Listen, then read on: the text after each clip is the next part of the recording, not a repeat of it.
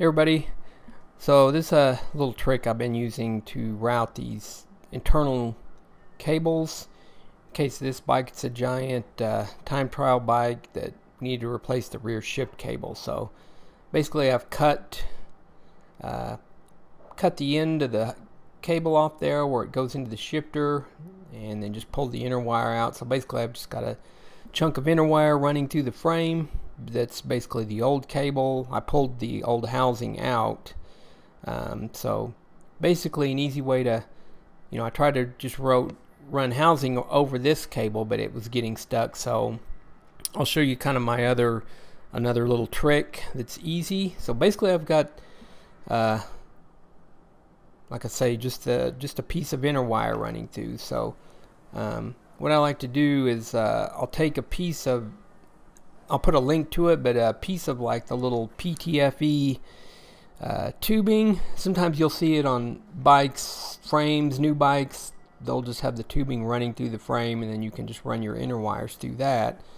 I usually save these things whenever building bikes or whatever. It's kind of helpful to use for random routing of cables and stuff. But anyway, it's pretty simple just to slide this tube over the existing wire there, and so there is, like I say, it's just open spaces through this frame, and just trying to run the housing over that inner wire. It was getting snagged on things. You couldn't really pull it through, or it was just difficult. So I didn't want to end up pushing the wire in there and then make it even a more difficult project. So it's pretty simple just to fish the little tubing over the inner wire.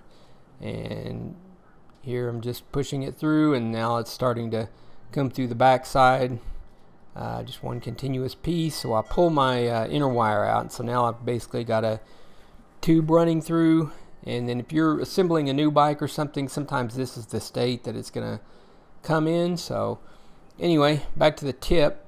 There's a little trick there. Use either a tandem, the extra long. They're either going to be 3500, 3800 millimeter long cable. In this case, it's 3500 millimeter brake cable. I'll put a link to this, where you can purchase these if your local bike shop doesn't have it.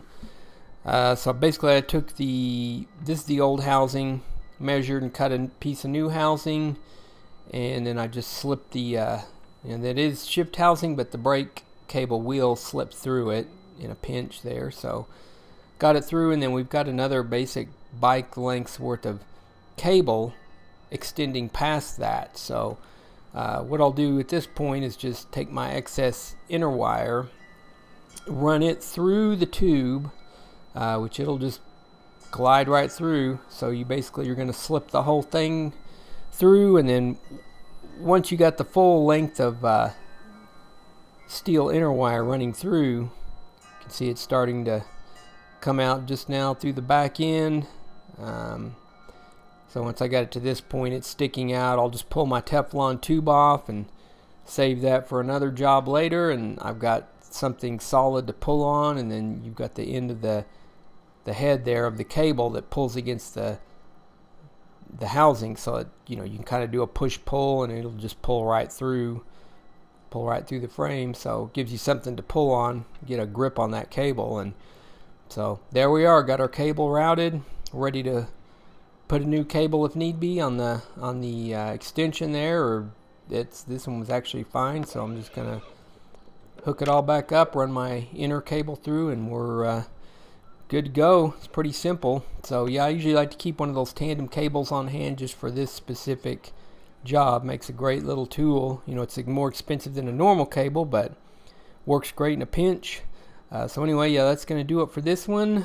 Be sure to check out some of my other videos, or subscribe if you're not already a subscriber. I've got hundreds of other videos, so thanks for watching.